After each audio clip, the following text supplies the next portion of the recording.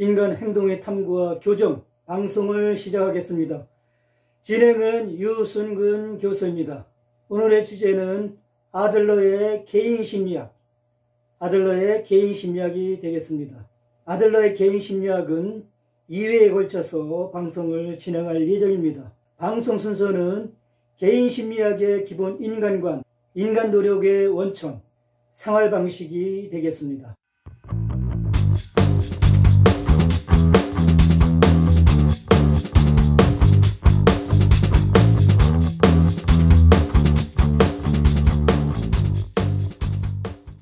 아들러의 어린 시절은 신체적 결함과 형과의 경쟁에 대한 강한 인상이 특징입니다. 개인심리학은 개인을 이해하는 데 있어서 사회적 맥락과 생활방식, 열등감의 역할을 강조하는 심리학이죠.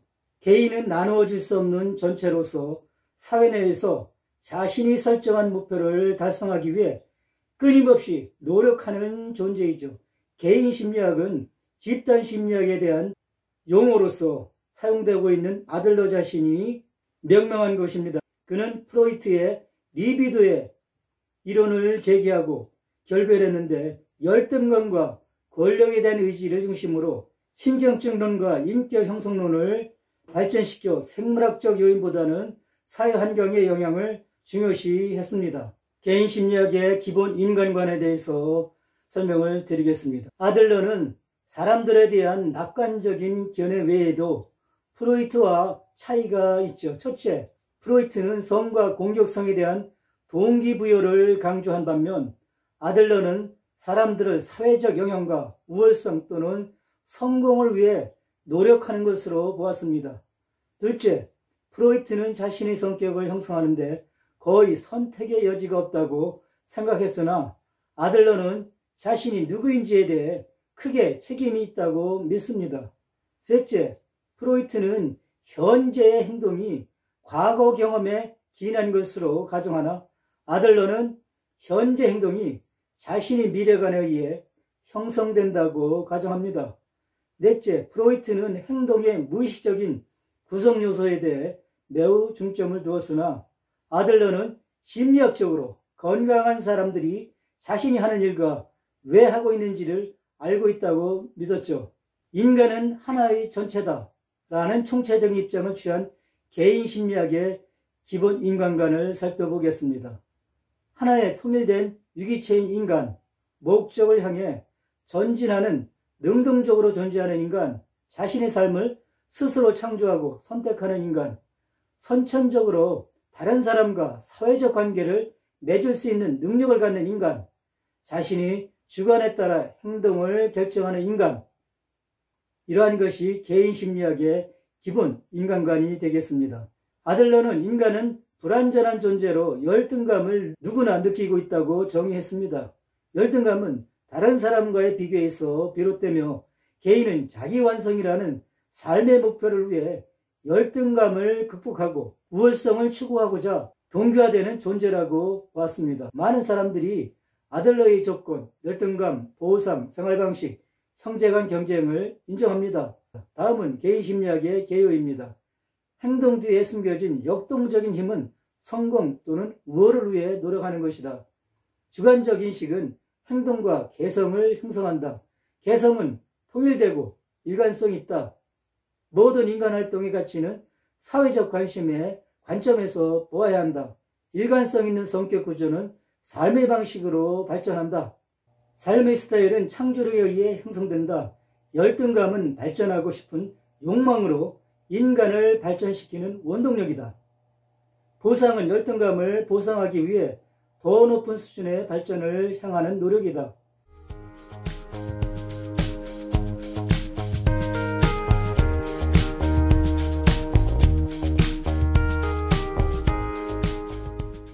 인간 노력의 원천에 대해서 설명을 드리겠습니다. 아들러는 열등감이 항상 행동이 동기부여 요소로 존재한다고 믿었죠.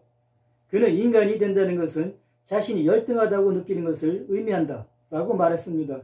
이 상황은 모두에게 공통적이기 때문에 약점이나 이상 징후가 아니죠. 열등감이 모든 인간의 근원이 됩니다. 개인의 성장은 실제 또는 상상의 열등감을 극복하려는 시도에서 비롯된 보상의 결과이죠. 이러한 열등감을 극복하고 더 높은 수준의 개발을 위해 노력해야 합니다. 이 과정은 유아기부터 시작되죠.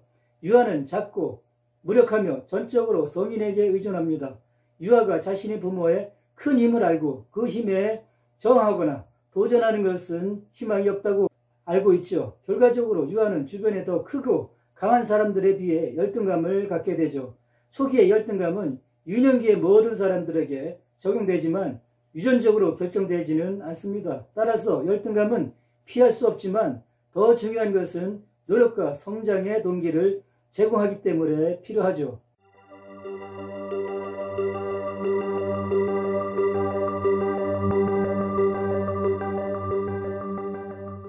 성공 또는 우월성 추구에 대해서 설명을 드리겠습니다.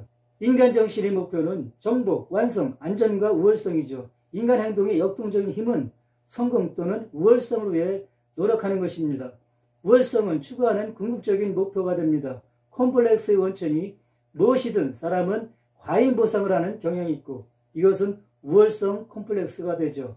우월성 콤플렉스는 개인의 능력과 성취에 대한 과장된 의견입니다. 우월성 콤플렉스는 열등감의 결과로 개인이 개발한 보상의 무의식적인 신경구조가 됩니다. 이러한 사람들은 자만심, 허영심과 자기중심성을 보이고 타인을 모욕하는 경향이 있죠. 우월성 추구는 다른 사람들에 비해 우월성을 얻으려는 노력입니다. 이것은 다른 사람들에 비해 우수성을 얻기 위해 이를 완벽하게 완성하는 동기를 부여합니다. 즉, 우월성을 얻기 위해 최대한의 노력을 기울이게 하죠. 우월성 추구는 완벽을 추구하는 동인입니다. 완벽은 전부 흠없이 완료하거나 성취하는 것을 뜻합니다. 개인 심리학은 모든 사람들이 열등감을 자극하는 육체적 결함으로 삶을 시작한다고 주장합니다. 사람들은 다른 사람들과 자신을 비교하고 다른 사람들보다 못하거나 부족하다고 느낍니다. 열등감은 우월성 또는 성공을 위해 노력하는 동기부여하는 감정이 되겠습니다. 개인은 어떤 면에서 다른 사람들보다 열등하다고 느끼는 것을 종종 무의식적으로 괴로움을 겪은 개인에게 과도한 보상을 하게 하여 대단한 성취 또는 극심한 반사회적 행동을 일으키는 것이 되죠. 열등감 컴플렉스는 정상 열등감을 보상할 수 없을 때 발생합니다. 보상은 열등감을 극복하고 발전 수준을 높이려는 동기가 되죠. 심리적으로 건강하지 않은 사람들은 개인적인 우월감을 추구하는 반면 심리적으로 건강한 사람들은 모든 인류의 성공을 추구합니다. 열등감이 항상 행동의 동기부여 요소로 존재합니다. 따라서 열등감은 인간 모두에게 공통적이고 모든 인간 노력의 근원이 되죠.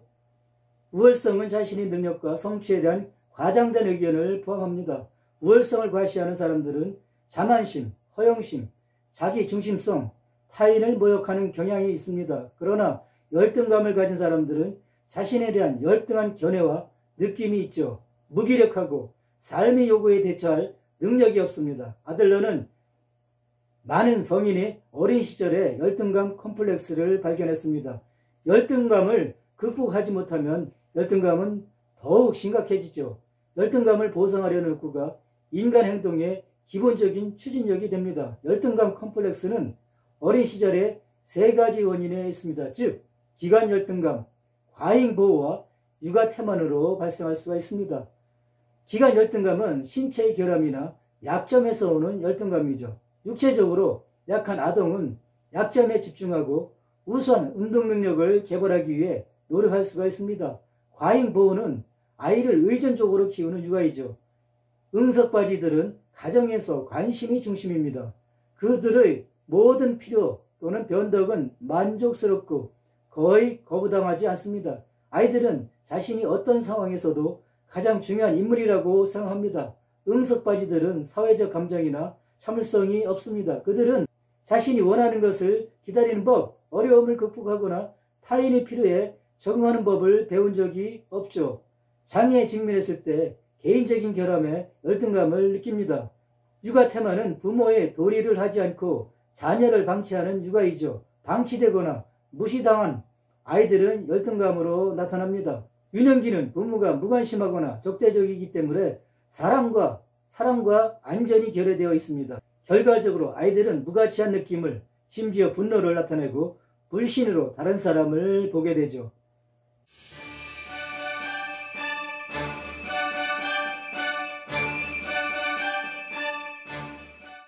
허구적 최종 목표에 대해서 설명을 드리겠습니다. 사람들은 우월성 또는 성공의 목표라는 최종 목표를 향해 노력합니다. 최종 목표는 허구이며 객관적인 존재가 없죠. 그럼에도 불구하고 최종 목표는 성격을 통일시키고 또는 모든 행동을 이해할 수 있기 때문에 큰 의미가 있습니다. 사람은 유전과 환경에 의해 제공된 특징으로 구성된 개인화된 허구의 목표를 세울 수 있는 힘을 갖고 있습니다. 그러나 목표는 유전적으로나 환경적으로 결정되지 않고 오히려 창조력의 산물, 즉 사람의 행동을 자유롭게 형성하고 자신의 개성을 창조할 수 있는 능력이죠.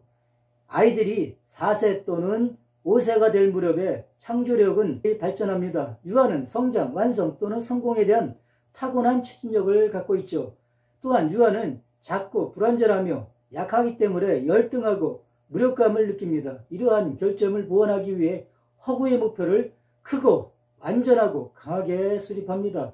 따라서 한 사람의 최종 목표는 열등감의 고통을 줄이고 우월성 또는 성공의 방향으로 향하게 합니다. 가장 중요한 허구는 우월성과 성공의 목표이죠. 목표는 인생 초기에 생성되고 명확하게 이해하지 못할 수도 있습니다. 허구적 최종 목표는 행동을 인도하는 상상의 또는 잠재적인 목표가 있습니다. 잠재적인 목표가 있다는 생각입니다. 이 주관적이고 허구적인 최종 목표는 삶의 방식을 이끌어내고 개성과 일치하죠. 아들러는 존재의 최종 상태와 그것을 향할 필요성이 있다는 아이디어에 최종 목표라는 용어를 적용했습니다. 그러나 노력하는 목표는 현실이 아니라 주관적으로 자신 안에 존재하는 이상을 위해 노력하는 것이죠. 그는 목표가 현실에 맞설 수 없는 이상적이고 상상적인 이상이라고 믿었습니다.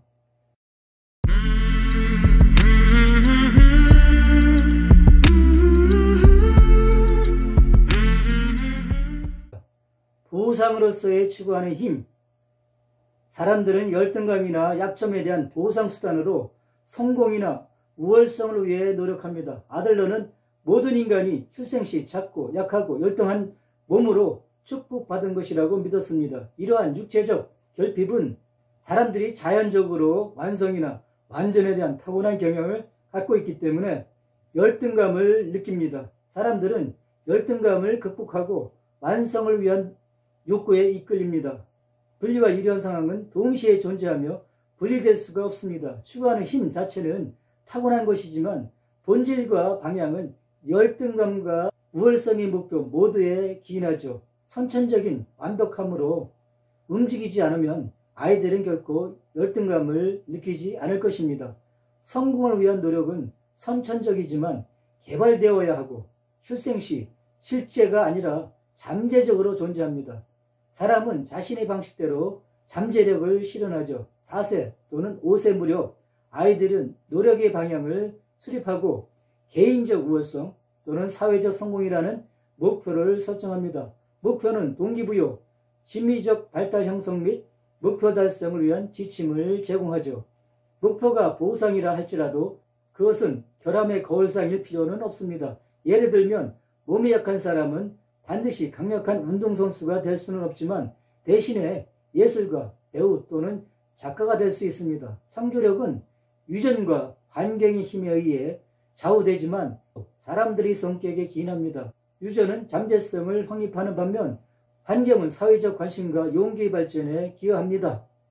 방송이 유익하셨다면 좋아요를 눌러주시고 구독자가 아니라면 구독을 신청해 주시면 감사하겠습니다. 시청해 주셔서 대단히 감사합니다.